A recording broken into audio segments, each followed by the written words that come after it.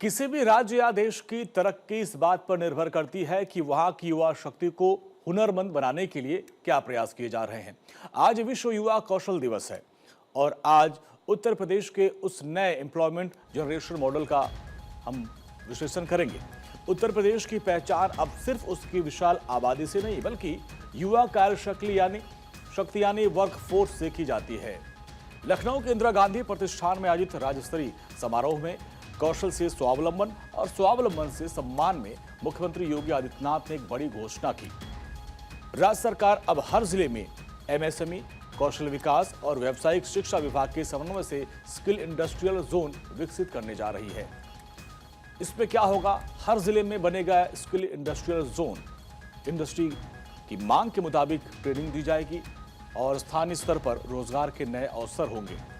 इस योजना का सीधा गणित यह है कि जिस जिले में जिस तरह के उद्योग की भरमार है, वहां के युवाओं को उस डोमेन में एक्सपर्ट बनाया जाएगा ताकि पढ़ाई हो या फिर ट्रेनिंग पूरी होते ही उन्हें रोजगार के लिए इधर उधर भटकना न पड़े। इतना नहीं, वैश्विक बाजार में बढ़ते अवसरों को देखते हुए अब यूपी के युवाओं को जापानी जैसी विदेशी भाषाओं की भी ट्रेनिंग दी जाएगी ताकि उन्हें विदेश में भी बेहतर नौकरी मिल सके। इसके अंदर जिस यूपी में प्रति व्यक्ति आय देश के अंदर सर्वाधिक होती थी, उस यूपी की प्रति व्यक्ति आय देश के अंदर बॉटम में चली गई, बॉटम 3 में चली गई। और आज मैं कह सकता हूं यूपी भारत की टॉप 3 इकोनॉमी में फिर से अपना स्थान बना दिया। अब यूपी बीमार नहीं है। यूपी आज के दिन पे देश के अंदर सबसे तेज गति के साथ बढ़ती हुई अर्थव्यवस्था है। टॉप 3 में यूपी आ गया। और मेरा मानना है ये हमने सफलता इसलिए प्राप्त की क्योंकि युवाओं को नौकरी मिली है, युवाओं को रोजगार मिला है, युवा अपने उज्जवल भविष्य के लिए आश्वानित हुआ है। उसे विश्वास है कि डबल इंजन की ये सरकार उसके भविष्य के साथ किसी को खिलवाड़ नहीं करने देगी। अगर इस पूरी व्यवस्था के बजट और तकनीकी बदलाव को आपको बताएं तो यूपी में औद्योगिक प्रशिक्षण संस्थानों यानी आईटीआई का ढांचा पूरी तरह बदल चुका है। सीएम योगी ने और उनकी सरकार ने टाटा समूह के साथ 7,000 करोड़ रुपए का एक साझा सीएसआर समझौता किया है, जिसके तहत 225 राज्य की आईटीआई को नई तकनीक से अपग्रेड किया गया है और अब यहां पारंपरिक कोर्सेज की जगह एआई और रोबोटिक्स जैसे एडवांस ट्रेड सिखाए जा रहे हैं।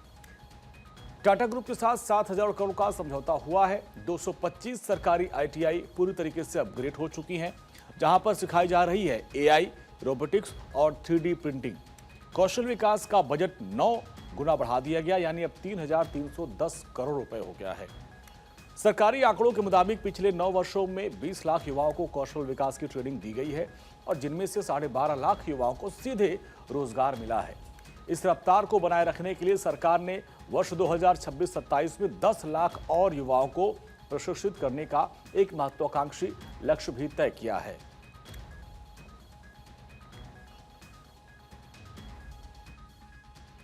अब जैसे हम लोग बोलते हैं कि साहब प्लम्बरिंग में एक अवसर है।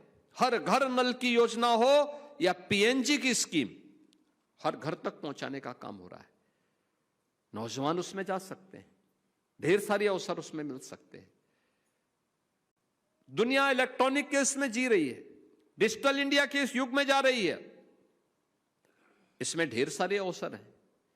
हमें अपने युवाओं को उसके योग्य, उसके अनुरूप तैयार करना होगा और उस तैयारी के लिए जो प्रयास प्रारंभ हुए हैं, इसको और गति देने की आवश्यकता है। साथ साथ विभागीय समन्वय को और मजबूत करने की आवश्यकता है। तीनों विभाग मिलकर के, श्रम और सेवायोजन, एमएसएमई और व्यावसायिक एवं कौशल विकास विभाग, ये सभी मिलकर के एक साथ काम करेंगे तो यह गति कई गुना आगे बढ़ सकती है, कई तेज गति से आगे बढ़ सकती है।